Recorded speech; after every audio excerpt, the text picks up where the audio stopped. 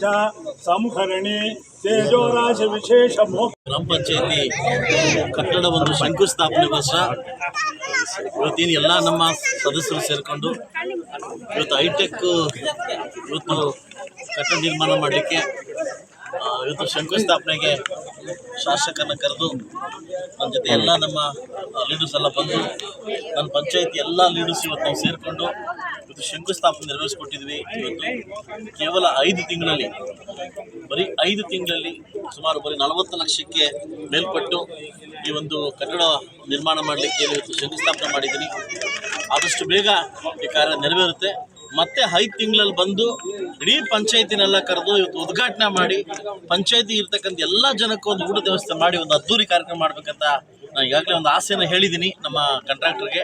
ಆದಷ್ಟು ಬೇಗ ಹಗಲು ರಾತ್ರಿ ಕೂಡ ವರ್ಕ್ ಮಾಡಿ ಇದನ್ನು ವರ್ಕ್ ಕ್ಲೋಸ್ ಮಾಡ್ತೀವಿ ಅಂತ ಭಾಷೆ ಕೊಟ್ಟಿದ್ದಾರೆ.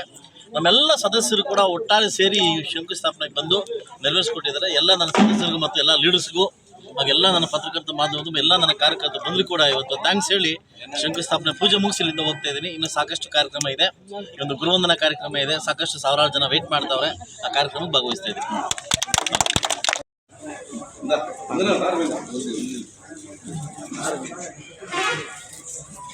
బాగుంటుందా ఆరోగ్యం అంతా చెప్పదనా ఎట్లుంది సార్ కొంచెము మొన్న ఒకసారి చైర్మన్ నుంచి పడిపోయి ఆపరేషన్ అయింది, రేడేసిండారు. వాళ్ళు దిగులు పడతాడు, బాగా అయింది సక్సెస్. ఇదే కాదు అయినా కూడా దిగులు పడతాడు. 3 ఏళ్ళ కదా.